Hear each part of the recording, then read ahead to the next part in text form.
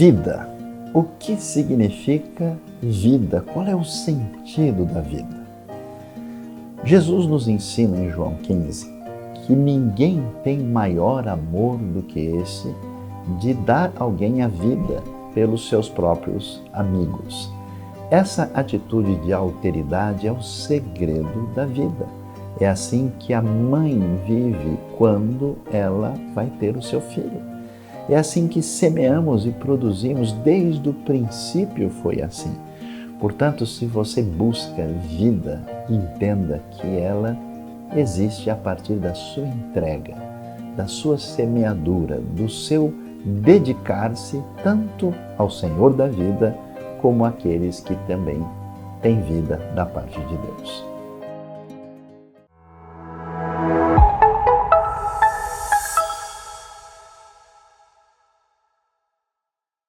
Olá! Olá a todos! Sejam muito bem-vindos a mais essa celebração online da IBNU. Queremos convidar vocês a irem se acomodando, se preparando, para em breve a gente poder louvar a Deus, ouvir um pouco mais da sua palavra e ter esse tempo de comunhão juntos. Amém! Compartilhem esse link aí com seus amigos, com seus colegas, convide todo mundo para que todos possam fazer parte desse momento tão especial de celebração. Bora lá!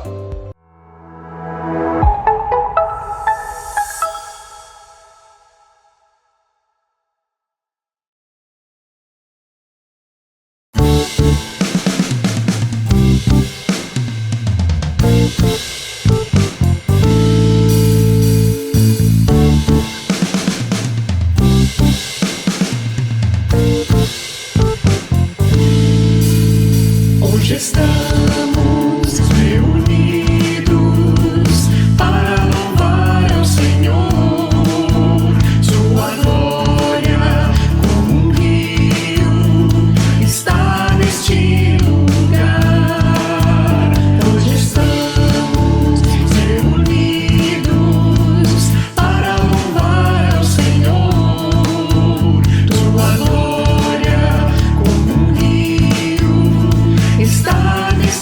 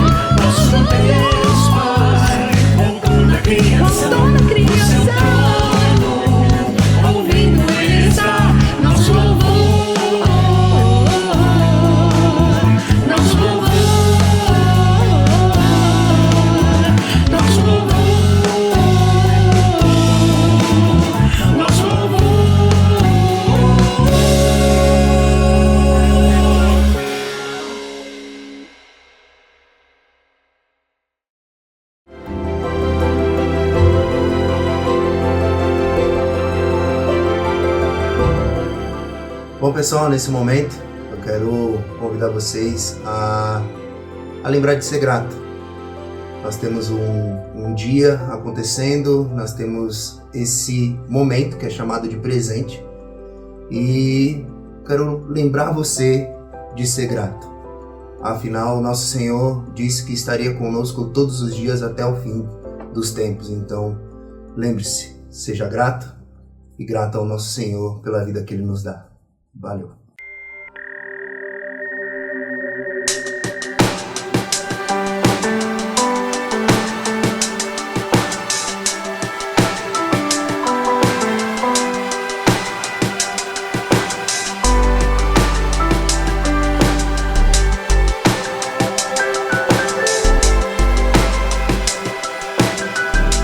Tu que estás assentado no trono, sempre reinando, soberano,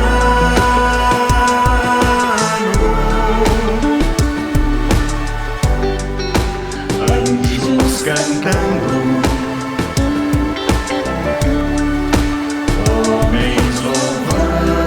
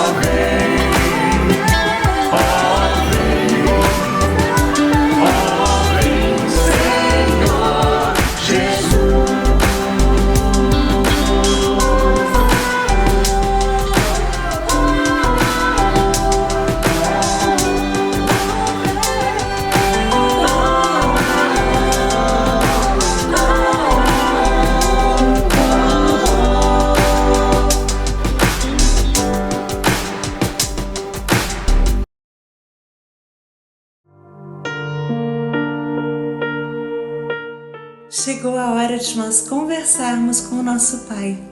Vamos orar? Querido Deus, Pai amado, muito obrigada, Senhor.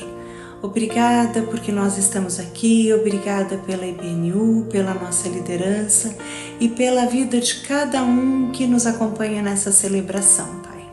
E nesse momento, Senhor, eu quero colocar diante de Ti as necessidades de cada pessoa que nos ouve e nos assiste agora, Senhor. Eu não os conheço, mas o Senhor os conhece.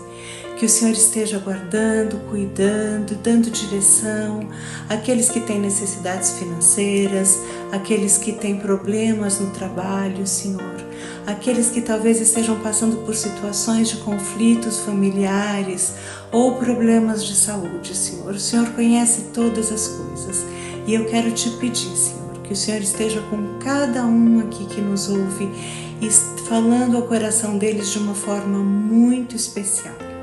Nós oramos agradecidos no precioso nome do Teu amado Filho Jesus. Amém.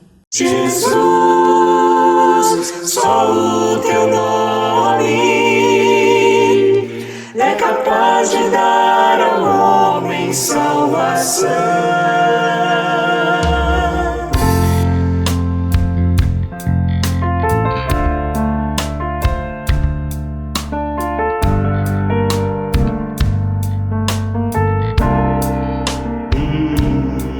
Só de ouvir Tua voz e sentir Teu amor, só de pronunciar o Teu nome,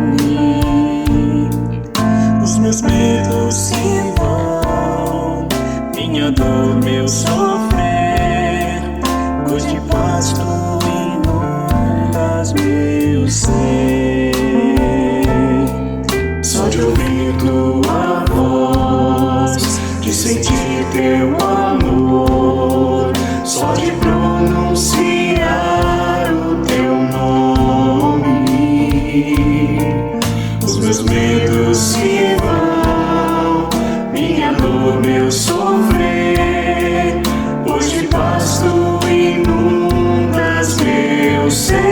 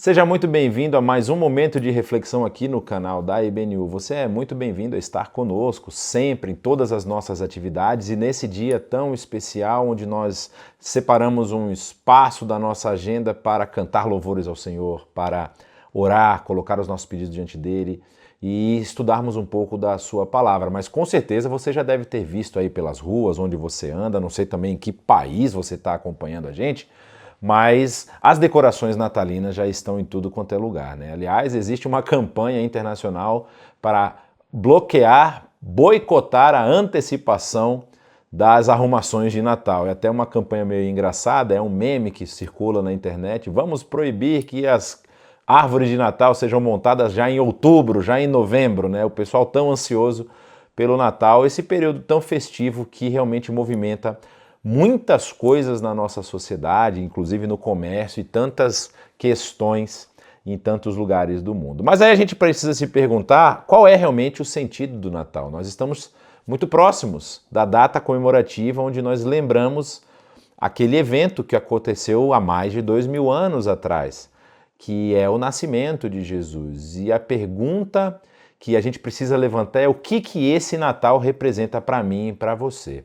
E hoje eu queria falar um pouco sobre o que antecedeu o Natal. Ou seja, a gente vai falar não de um período tão próximo assim, você poderia estar pensando, talvez ele vai falar da viagem de José e Maria saindo ali da região de Nazaré, indo para a cidade de Belém, ou então os movimentos anteriores até mesmo ao nascimento de José e Maria, com o período rasmoneu que dominava aquela região, a invasão romana que retoma o controle do reino da Judéia e coloca sobre a égide romana para administrar toda aquela região novamente, que antes estava administrada pelos gregos, né? A gente conhece o período rasmoneu como um período ali de liberdade política do povo de Israel na sua terra, mas a gente vai voltar bastante, a gente vai voltar quase 700 anos para falar de um período muito conturbado da história de Israel, onde Deus, por conta desse afastamento do povo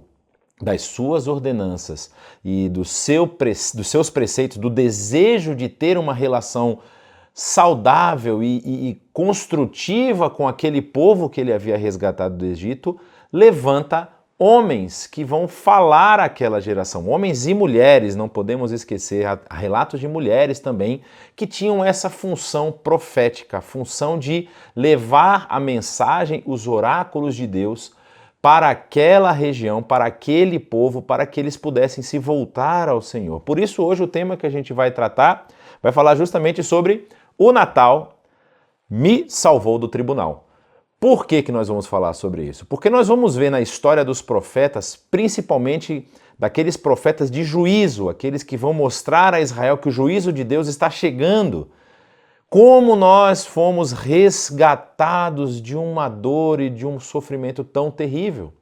E não apenas físico, mas principalmente espiritual. E tudo isso acontece, sabe onde? No Natal. O Natal é o início dessa nova fase que Deus vai apresentar ao seu povo, já anunciada lá atrás, mas aqui, a partir do nascimento de Cristo Jesus, de uma forma muito concreta e muito visual da ação de Deus salvífica em favor da sua criação. Vamos começar lendo o texto lá de um profeta que talvez você já tenha ouvido falar dele, às vezes você nunca leu o texto dele, mas é um profeta muito importante, a gente vai falar depois rapidamente a respeito da sua questão histórica, de onde ele está inserido, como que funciona a sua prática profética, para quem ele está falando, qual é o seu pano de fundo. Esse profeta se chama Miqueias. Miqueias está lá no rolo dos profetas menores e ele escreve no mesmo tempo que o profeta Isaías, é basicamente contemporâneo de Isaías. E o que ele vai dizer lá no capítulo 5 dos seus oráculos, do seu livro, falando justamente para esse povo que estava ali, caminhando de uma forma completamente afastada do Senhor. Ele diz: mas tu, Belém Efrata, embora pequena entre os clãs de Judá, de ti virá para mim aquele que será o governante de Israel. Suas origens estão no passado distante, em tempos antigos. É muito interessante a gente ver que quando a gente vai analisar toda a linha do tempo dos reis de Israel, e a gente vai ver esse período que nós estamos falando aqui, Miqueias, ele tem um período profético que a maioria dos estudiosos entendem vir do ano 740 a.C. até o ano 700. Só que nessa trajetória profética de Miqueias, que vai dar aí por volta de 40 anos, nós temos um problema no meio ali, mais ou menos, no ano 722. Nós temos a queda de Samaria. Os assírios vão invadir o Reino do Norte, vão levar cativo parte do povo. Nós já vamos falar sobre essa questão muito importante. E logo antes desse período, inclusive o último rei ali do período do Reino do Norte, o famoso Reino de Israel, chamado de Reino de Israel, foi o rei Oséias. Ele vai reinar ali por volta do ano 732 a 722, são os últimos 10 anos de reinado do Reino do Norte. Há um rei que está reinando no Reino do Sul, que nesse momento é o rei Acás, e nesse período Isaías está profetizando também. E Isaías vai falar, inclusive, também vai trazer oráculos proféticos messiânicos, vai falar sobre a chegada desse Messias que vai restaurar e resgatar o povo.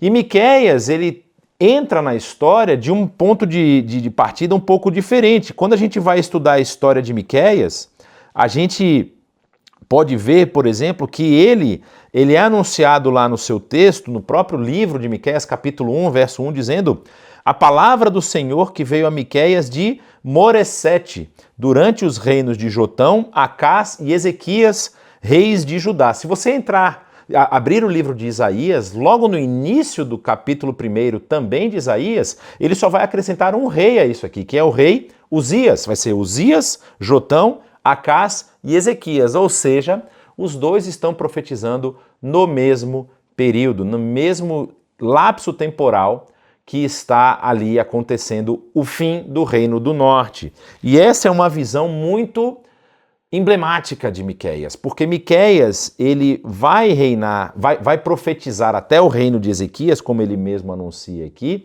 e ele vai vivenciar, vai ver a crueldade do reino dos assírios contra o Reino do Norte, ou seja, a crueldade que o Reino do Norte vai enfrentar desses inimigos tão terríveis, os refugiados descendo para o Reino do Sul para se defender e se esconder ali no Reino do Sul, para se proteger no Reino do Sul.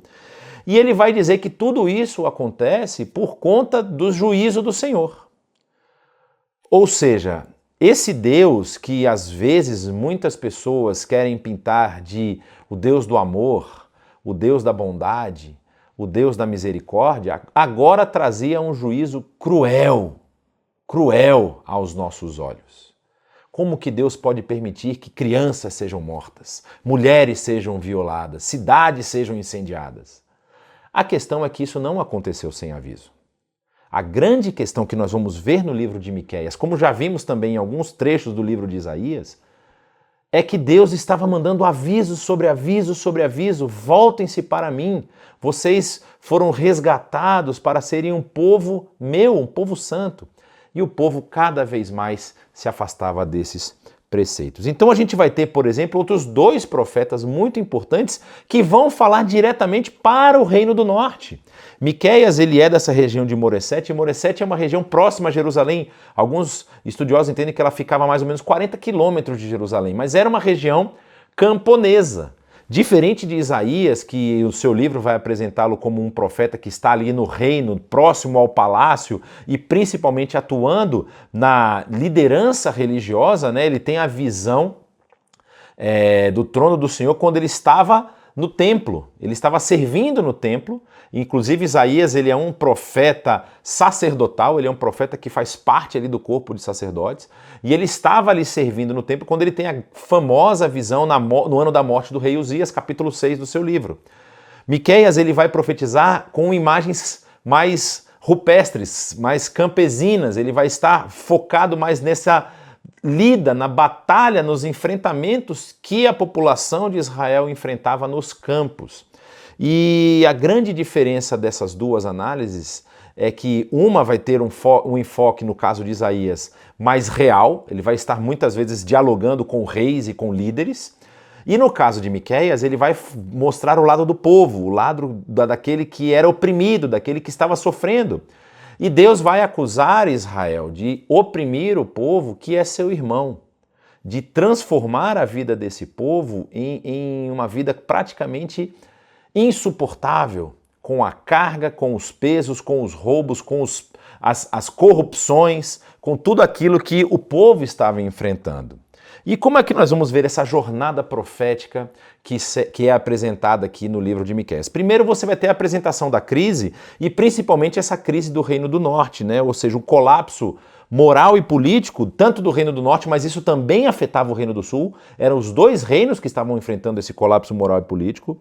Uma invasão assíria brutal, descrita como uma das nações mais cruéis que havia naquele tempo. Inclusive, os painéis assírios espalhados pelas cidades conquistadas demonstram essa crueldade do exército assírio, como eles empalavam seus inimigos, eles decepavam, decapitavam as pessoas, eles utilizavam, tem até um painel muito famoso que foi encontrado em Israel, hoje faz parte do acervo do Museu Arqueológico de Israel, que demonstra os assírios utilizando os prisioneiros como se eles fossem rastelo, arrastando eles no chão. Então era uma crueldade muito grande desse exército, né? E no ano 722 vai acontecer a queda de Samaria. E aí vai vir no texto de Miqueias essa denúncia. A denúncia das injustiças, ou seja, opressão dos pobres, uma corrupção judicial, juízes que corrompiam o direito e também o aparecimento de falsos profetas que diziam que essa desgraça que Miqueias e também Isaías estavam anunciando não ia acontecer, não ia chegar no povo.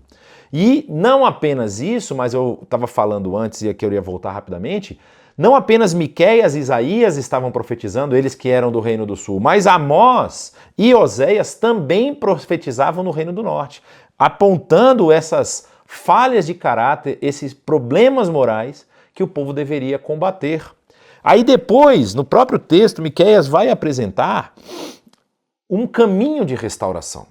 Como eu falei no início, foi o Natal que me salvou do tribunal, ou seja, o juízo de Deus estava chegando, mas ele vai apresentar a promessa divina de restauração, apresentar a promessa divina de caminho de saída e vai mostrar que aqueles que eram mais desprezados naquela sociedade, aqueles que estavam mais escanteados, seriam o remanescente que seria restaurado.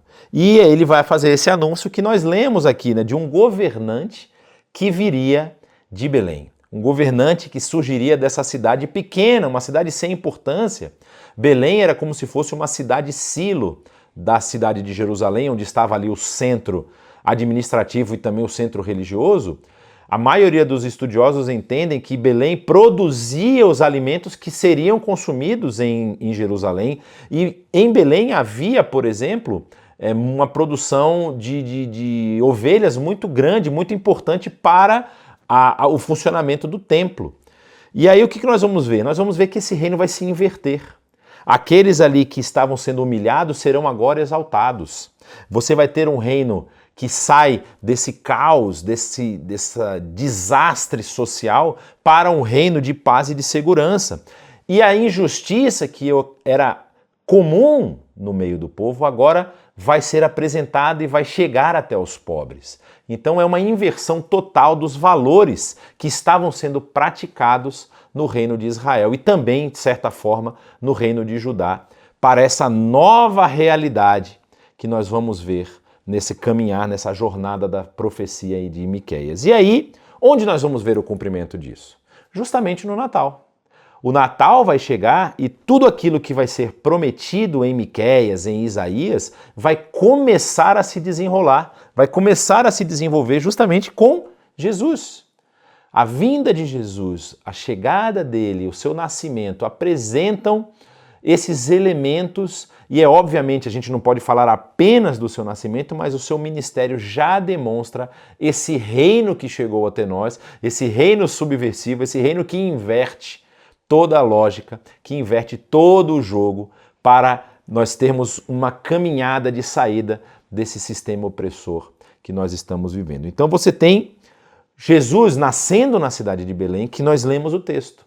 Nós temos também um ministério que é focado muito àqueles que são escanteados, são marginalizados na sociedade. Jesus convive com mulheres, prostitutas, convive com publicanos, que eram considerados traidores do povo de Israel, convive com aleijados, com doentes, com leprosos. Aqueles que estão à margem da sociedade são agora trazidos para o foco do ministério de Jesus. E você tem o momento máximo dessa história, que é justamente a cruz. Jesus, ao entrar, ao se colocar ali naquela situação de dor e de martírio, está executando, está finalizando justamente todo esse planejamento de salvação que vai ser apresentado desde os profetas, 700 anos antes do seu nascimento. E então, há um texto muito importante que a gente vai ver que retrata Jesus como o elo da paz. Ele vai ser a paz do povo.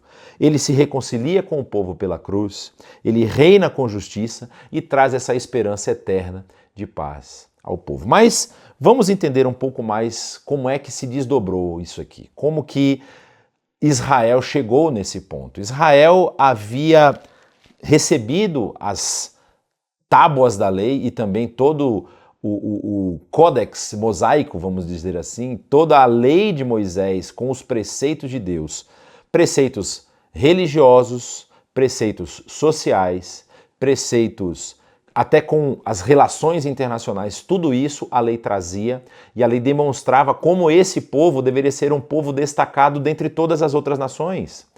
À medida que o povo seguisse e obedecesse a esse Deus e principalmente, talvez aqui o ponto mais importante de tudo aquilo que a lei apresentava, era o povo depositar a sua fé no Deus que promulgava essa lei.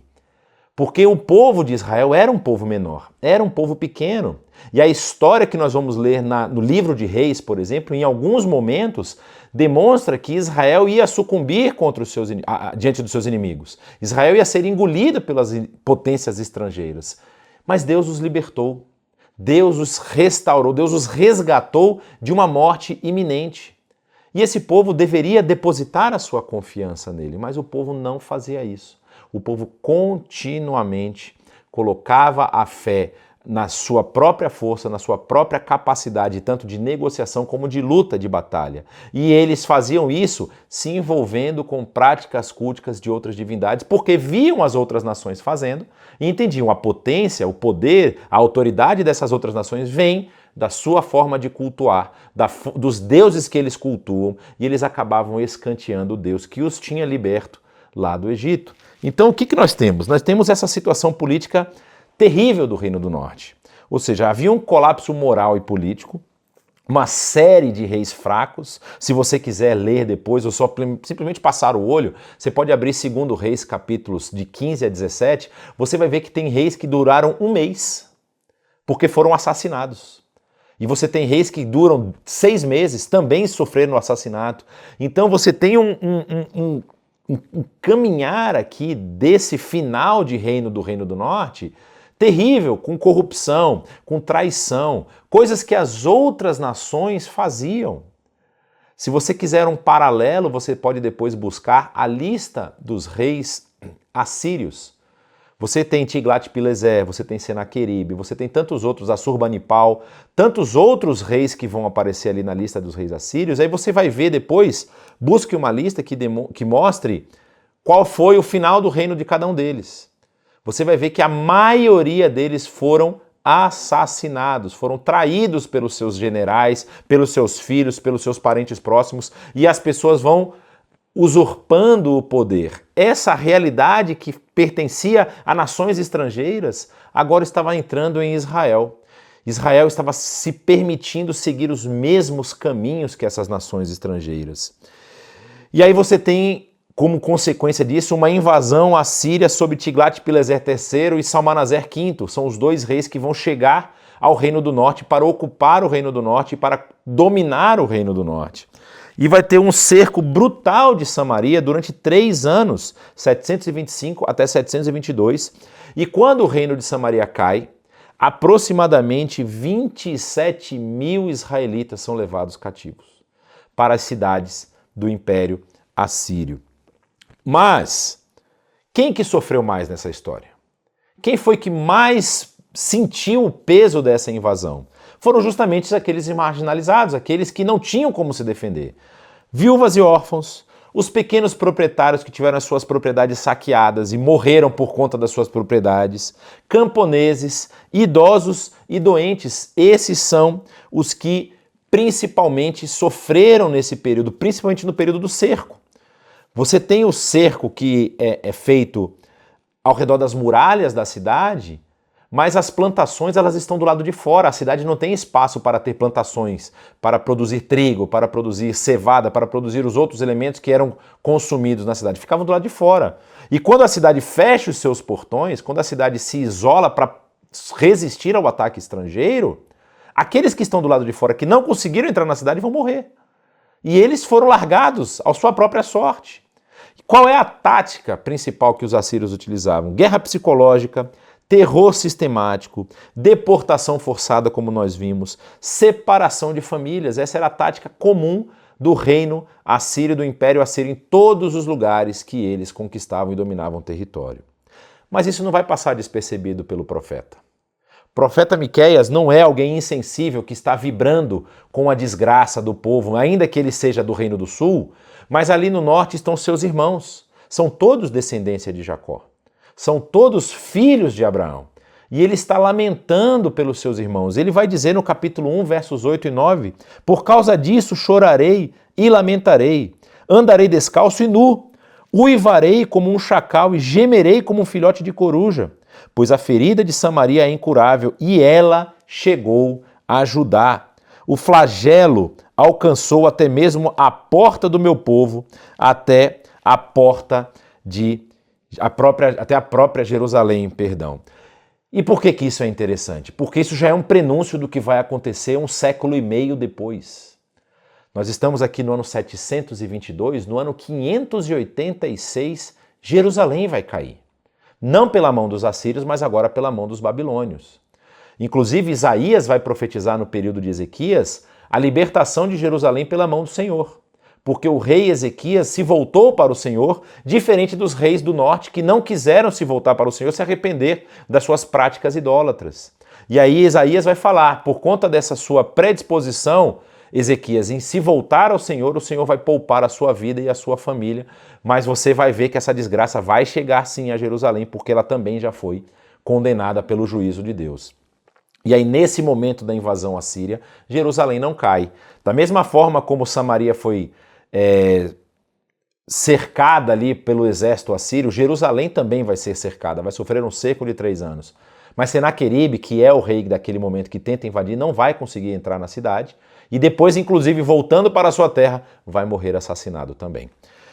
Então, essa é a crise que nós estamos vivendo no Reino do Norte. Uma crise moral, uma crise política e uma crise que estava destroçando o povo, que estava pesando muito mais naquelas camadas mais pobres da sociedade.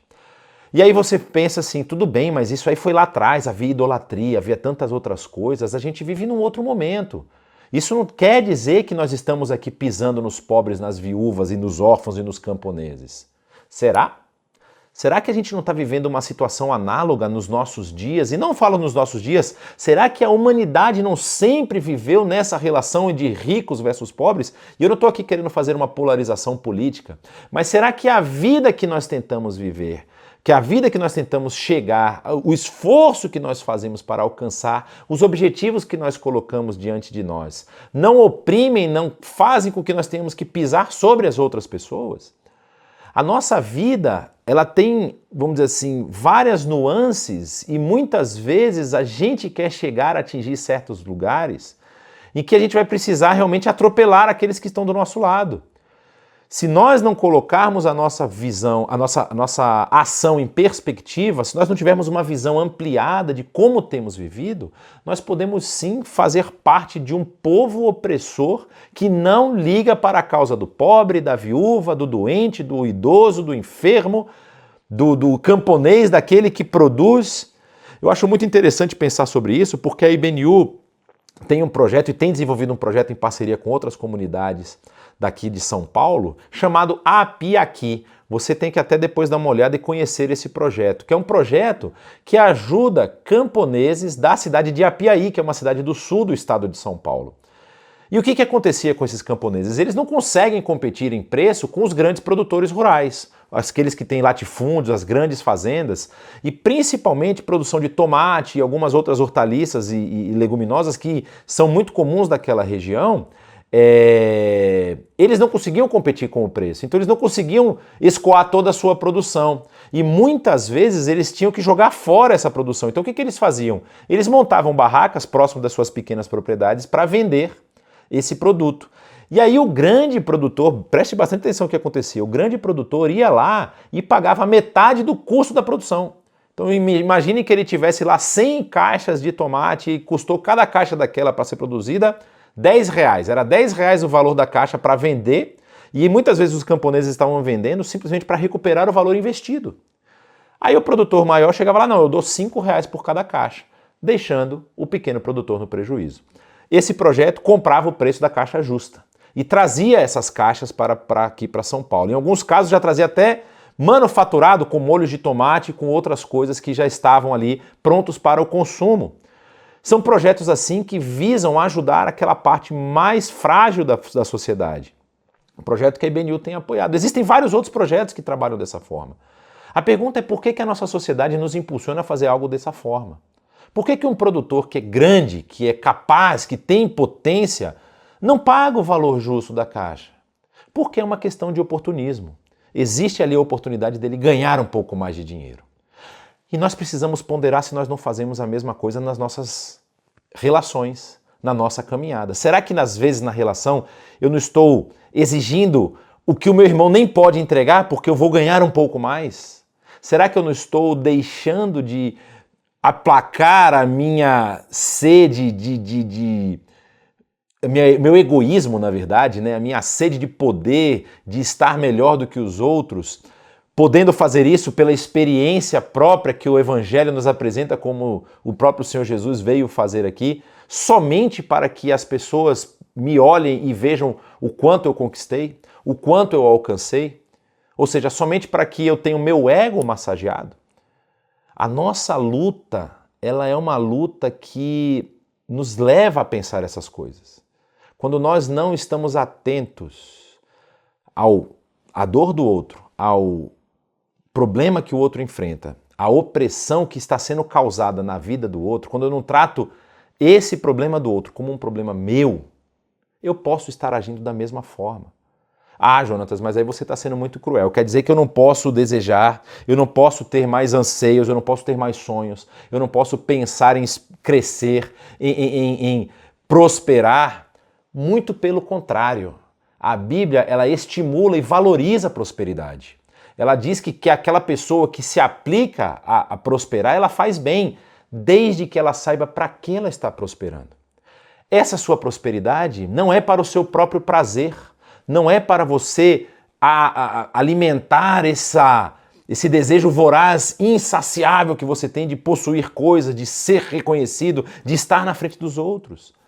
Toda prosperidade deve ser usada para ser bênção na vida dos outros. Porque o Senhor da história e da glória, o mais próspero que você pode imaginar, aquele que a prosperidade não significa nada, porque ele era dono de tudo. E quando você é dono de tudo, não tem mais nada que você possa ter, você tem tudo. Ele tinha tudo. E ele hoje tem tudo, mas ele abre mão temporariamente dessa sua potencialidade divina para vir até aqui e ser servo e sofrer no meu e no seu lugar. Então essa realidade do Reino do Norte precisa nos fazer pensar em como nós temos vivido a nossa vida. Como nós temos agido diante da opressão do pobre, da opressão do órfão, da opressão da viúva. Como que nós temos exercido o nosso papel de sermos alívio na carga dessas pessoas? Como que nós temos utilizado os recursos que nós temos conseguido para abençoar as outras pessoas? É muito interessante a gente pensar dessa forma, porque essas injustiças elas foram denunciadas pelo profeta. Eu talvez esteja aqui fazendo uma função, uma ação profética na sua vida. Talvez você está vivendo de uma forma tão singular, tão pensando em si próprio, que você nem consegue enxergar essas lutas e dificuldades que os outros estão enfrentando. Mas o profeta denunciou Israel. O profeta apontou, olha o que vocês estão fazendo. Não é isso que Deus pede de vocês. Olha o que vai dizer lá no capítulo 2, versos 1 e 2, ele diz: ai daqueles que planejam maldade, dos que tramam o mal em suas camas, e quando alvorece, eles o executam, porque isso eles podem fazer. Não apenas eles maquinavam, eles também tinham os recursos para fazer, mas não pensaram antes de executar, foram lá e executaram a maldade que tinham pensado. Que maldades ele está apontando? Lembra que eu falei no início que Miqueias é um profeta do campo. Ele vai utilizar imagens do campo. Então ele vai dizer: cobiçam terrenos e se apoderam deles, cobiçam casas e as tomam, fazem violência ao homem e à sua família, a ele e aos seus herdeiros, removem a capacidade da pessoa de se sustentar e de sustentar a sua família. Muitas vezes a gente vê isso acontecendo na sociedade, do nosso lado, e a gente às vezes tapa o olho porque não, aconteceu com ele, pode ser que eu seja o próximo. A gente não estende a mão, a gente não tenta salvar aquele oprimido. Miqueias está acusando o povo disso. Havia uma opressão sistemática, elites tomando terra de pequenos agricultores, corrupção judicial generalizada, falsos profetas vendendo mensagens de paz, violência contra pobres e vulneráveis. Aí você tem dois profetas contrastados aqui no seu discurso, mas que trazem a mesma mensagem, que é Miqueias e Isaías. Miqueias, um profeta rural que tem essa perspectiva dos camponeses e oprimidos, uma linguagem direta e mais visceral. E é quando você vai pensar em Isaías, Isaías está lá no meio da elite do povo. E ele tem um ministério em Jerusalém que tem uma mensagem num contexto diferente. Ele vai apresentar essa mensagem de forma que os ricos vejam o que está acontecendo. Prestem atenção no que vocês estão fazendo. E no verso 9, ele ainda vai dizer, no capítulo 2, vocês tiram as mulheres do meu povo de seus lares agradáveis. De seus filhos, vocês removem a minha dignidade para sempre. Ou seja, essa opressão às vezes gera no oprimido um sentimento de revolta, causando muitas vezes até uma revolta contra o próprio Deus, porque eles entendem que Deus não está ali olhando por eles, que Deus não está ali ajudando, auxiliando eles nas suas lutas e nas suas causas. E Miqueias acusa o povo disso, então essa denúncia chega ao povo. Mas aí Miqueias vai mudar o tom. Miqueias já está acusando, já está anunciando que vai chorar, vai uivar de dor por conta do juízo que Deus vai trazer sobre o povo. Mas no capítulo 4 ele começa a apresentar essa esperança. Ele diz, naquele dia, versos 6 e 7, naquele dia declara o Senhor, ajuntarei os que tropeçam e reunirei os dispersos, aqueles a quem afligi. Farei dos que tropeçam um remanescente, os que tropeçam está falando dos aleijados. Ou seja, aqueles que são excluídos, marginalizados, deles ele fará um remanescente, e dos dispersos uma nação forte. O Senhor reinará sobre eles no Monte Sião, daquele dia em diante e para sempre. Miqueias anuncia justamente essa transição do desespero à esperança. Daquilo que Deus está anunciando que vai executar como juízo sobre o povo, agora ele está dizendo, o que sobrar, desse povo que sobrar, eu vou fazer uma grande nação. Então você vai ver que os tropeçam se tornam remanescente, aqueles que tropeçam se tornam remanescente, aqueles que são dispersos vão se tornar uma nação forte, e os aflitos vão agora fazer parte desse reino eterno do Senhor, que vai abençoar todas as nações e todos os povos da terra. E aí nós chegamos no texto que nós lemos no início. Esse governante prometido que vem justamente no Natal. Quando ele vai dizer no capítulo 5, versos 2 a 5, mas tu, Belém Efrata, embora pequena entre os clãs de Judá. De ti virá para mim aquele que será governante sobre Israel. As suas origens estão no passado distante, em tempos antigos.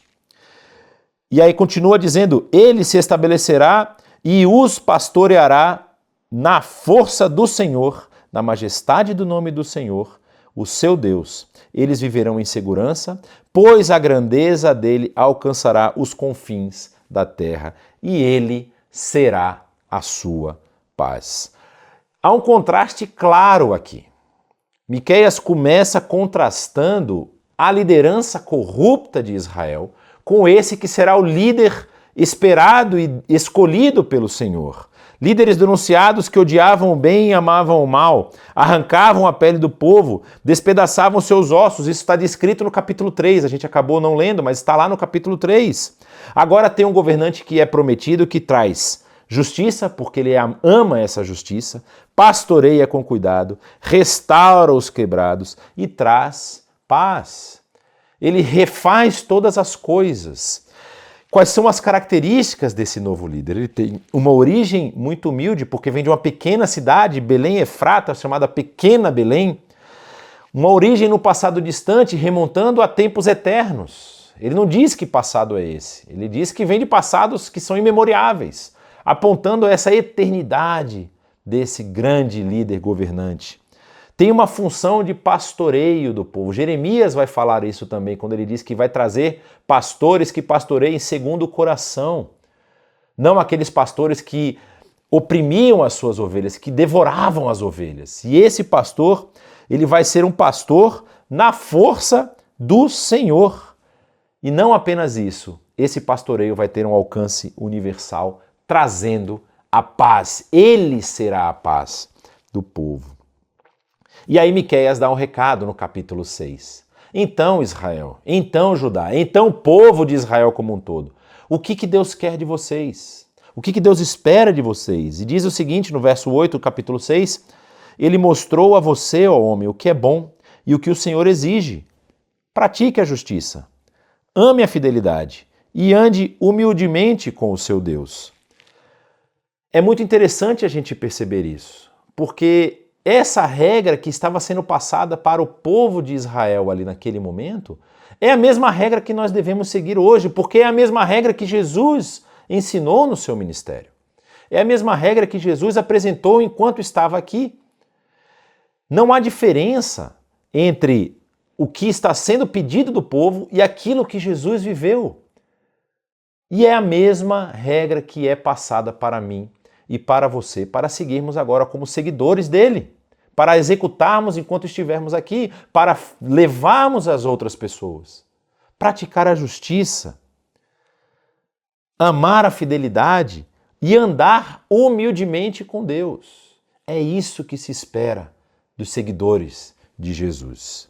E aí Miqueias, aqui no capítulo anterior, ele vai anunciar o início dessa restauração. Olha qual vai ser, como é diferente o cenário agora. Ele diz, nos últimos dias acontecerá que o monte do templo do Senhor será estabelecido como o principal entre os montes, e ele se elevará acima das colinas. Ele julgará entre muitos povos e resolverá contendas entre as nações poderosas e distantes. E o que vai complementar o texto dizendo? Todo homem poderá sentar-se debaixo da sua videira e debaixo da sua figueira, e ninguém o incomodará, pois assim falou o Senhor dos Exércitos. Vão acabar os conflitos. Tudo aquilo que estava sendo trazido a Israel por conta do seu pecado vai se acabar, vai terminar. E esse é o prenúncio desse novo governante, aqui no capítulo anterior, do capítulo 5, nós estamos no capítulo 4. Esse prenúncio já aponta como será o governo desse que é esperado, desse que é anunciado por Deus. Então você tem esses símbolos de restauração, como uma videira e uma figueira, que são alimento. Alimento para o povo, ou seja, propriedade restaurada. Cada um vai sentar debaixo da sua própria videira e da sua própria figueira. Você não vai ter mais essa opressão do pobre sendo roubado das suas posses, das suas propriedades. Não, você vai sentar debaixo daquilo que é seu e você vai poder usufruir daquilo que é seu. Sentar-se em paz, ou seja, não vai ter mais opressão. Vai ter segurança, porque ninguém o incomodará. E você vai transformar espadas em arados, ou seja, você não vai ter mais uma economia de guerra e sim uma economia de paz. Nós vemos um eco dessa mensagem lá em Isaías. Isaías capítulo 11, verso 4 vai dizer: mas com retidão julgará os necessitados, com justiça tomará decisão em favor dos pobres. Ou seja, a justiça voltará a exercer o seu papel até para os pobres. Ou seja, nós temos essa convergência profética do mesmo período entre Miqueias e Isaías, uma mensagem de juízo, restauração e justiça para com os pobres. E quando nós vamos olhar para a história de Jesus, nós vamos ver que essa é a história que Miqueias está anunciando. Tem lá o texto de Lucas, capítulo 2, a gente não vai lê-lo agora aqui, mas que demonstra que por conta de um censo determinado pelo império, José tem que levar Maria já grávida para Belém, porque ele era de Belém. E isso justamente aponta para esse anúncio que Miqueias vai fazer. Jesus, na sua caminhada de ministério aqui, demonstrando esse reino que chegou até nós, vai justamente agir em favor dos pobres, vai agir em favor daqueles que são necessitados. Jesus vai ter compaixão das multidões. O texto, inclusive, de Mateus vai falar sobre isso. E Jesus vai ter essa função. João ele vai falar sobre, com todas as letras, eu sou o bom pastor. Ele é aquele que era prometido por Deus para pastorear o povo. E aí, quando nós vamos analisar as profecias do Antigo Testamento e vamos ver o cumprimento delas em Cristo Jesus, nós vamos entender qual é o sentido principal do Natal. O sentido principal do Natal é que nós escapemos do tribunal divino. As nossas obras vão ser julgadas, sim. As nossas obras vão passar por condenação caso elas sejam dignas de condenação. Mas essa condenação não vai cair sobre nós, porque aquele restaurador, aquele governante prometido por Deus, que viria para restaurar e refazer todas as coisas, chegou, nasceu. E o seu nascimento é o prenúncio dessa salvação que vai se concretizar com a sua morte e com a sua ressurreição. Por isso, nesse Natal, a gente precisa colocar a nossa vida em perspectiva. Será que nós temos vivido um Natal digno? Será que nós temos dado a importância correta que esse evento tem para a sociedade, para a humanidade, para todos nós? Será que nós temos conseguido enxergar o quão nós fomos presenteados nessa data? Ah, mas não é 25 de dezembro. Tudo bem, não tem nenhum problema. A gente não sabe exatamente qual é o dia do nascimento de Jesus. Mas nós reservamos essa época do ano para relembrar esse nascimento. Para nós termos um momento em que nós olhamos para a história da humanidade e falamos: aqui está o ponto de inflexão da história.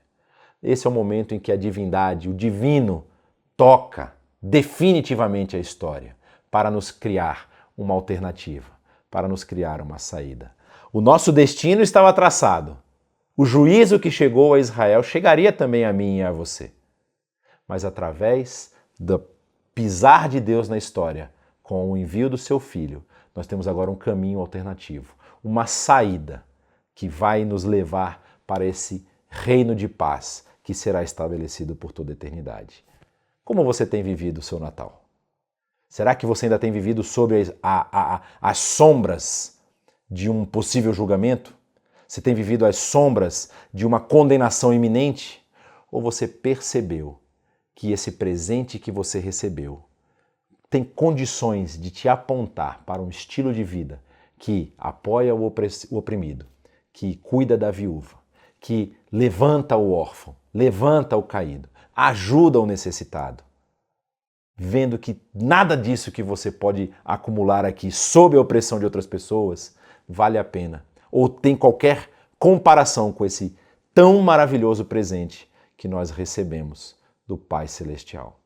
Por isso eu convido você a fazer essa reflexão nesse período. Olhe para a sua vida, olhe como você tem vivido. Agradeça a Deus pelo presente, o maior presente que você poderia receber. Presente que tinha sido anunciado 700 anos antes e que se cumpre nesse dia, nessa data tão importante, que nós não sabemos qual é, mas que está registrada na história: o nascimento do Filho de Deus que vem para resgatar a humanidade. A nós que temos esse legado, só nos resta viver da forma como o próprio profeta Miqueias nos orienta a viver: praticar a justiça, amar a fidelidade e andar humildemente com o nosso Deus.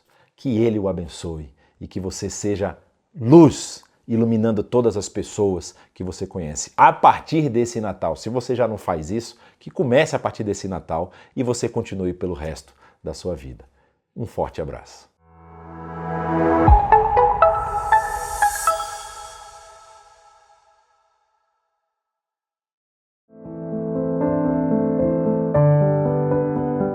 A IBNU completou 18 anos e nós tivemos uma celebração muito especial. Mas sabe o que foi mais especial da gente poder enxergar? Que nesses 18 anos a gente tem alcançado lugares que a gente nem imaginava. E a gente tem feito um trabalho de levar a palavra para muitos lugares, seja aqui em São Paulo, a gente tem abençoado o Brasil, em vários lugares do mundo. Então, eu gostaria que você, nesse final de ano, pudesse participar com a gente nesse projeto de alcançar as pessoas, de abençoar quem precisa através da sua oferta. Então, nesse momento, você pode fazer a sua oferta, abençoar quem Deus colocar no seu coração. Vamos orar juntos, entregando não só a sua oferta, mas também a sua vida diante de Deus. Senhor Deus, muito obrigada, Pai.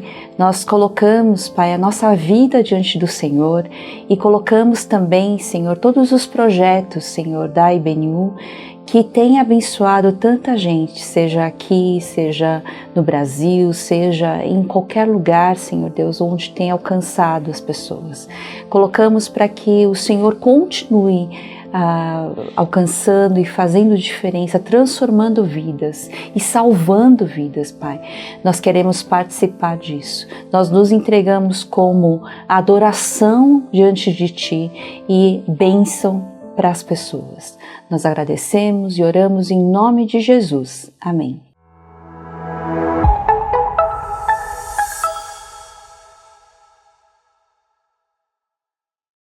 Mais uma celebração que está encerrando. Foi muito bom ter você aqui com a gente. E eu quero convidar você agora a fazer o quê? Compartilhar essa celebração com o maior número de pessoas que você pode.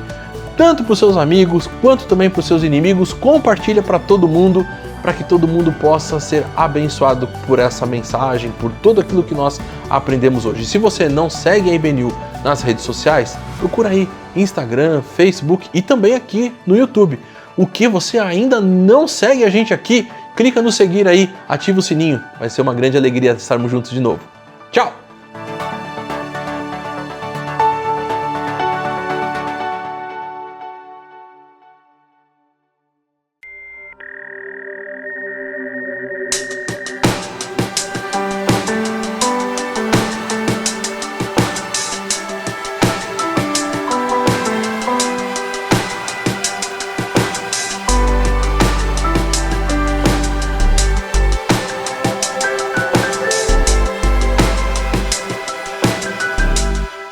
Estás assentado no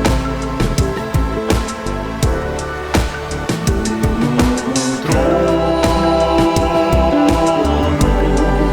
sempre reinando, soberano.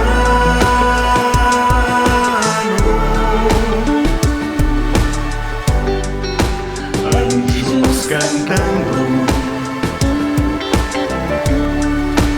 homens louvando.